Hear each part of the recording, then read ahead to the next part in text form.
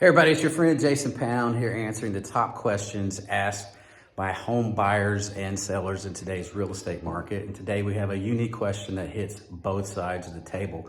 The question we're tackling is, if I need to sell my home to buy a new home, when should I list my home to sell? As usual, I have a short answer for you. You need to look at median days on market and determine if your house is above the median or below the median. As usual, let me over-explain. Three main things you need to consider when you are needing to sell your house to buy a new house. First thing you need to do is look at market data. Market data is king. Most people think that their house is made of golden nails and it's going to pass the inspection with flying colors and everything is going to go exactly according to plan. Now, that's my goal every single time I list a house for sale.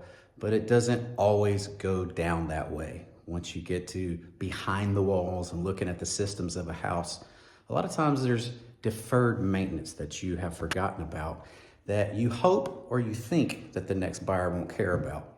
And trust me, the next buyer is going to care about your deferred maintenance and they're going to hit you for that.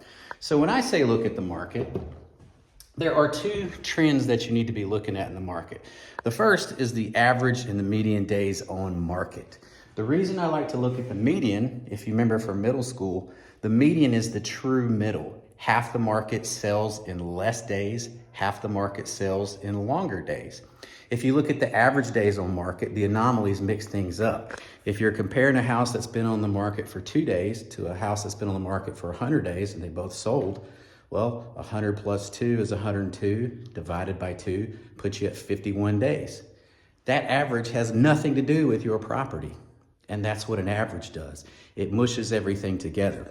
Whereas when you look at the median, you line up all of the houses in the market that have sold, you look at the longest days on market, the shortest days on market, and you choose the middle ground.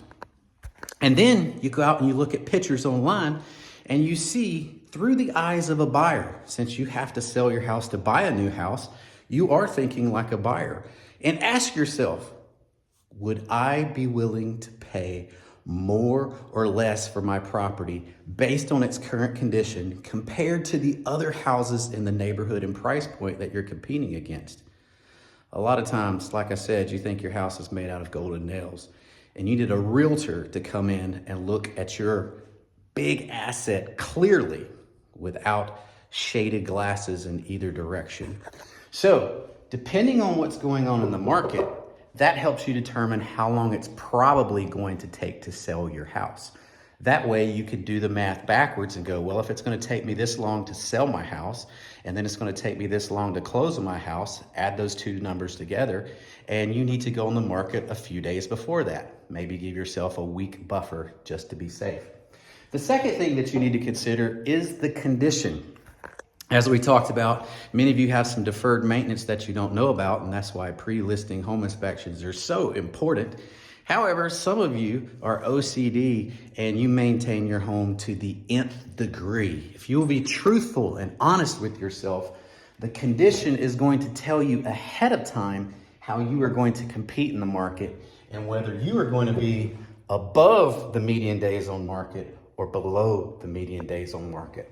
The third thing that you need to consider is the timeline. When do you have to move? When do you have to close on your new property?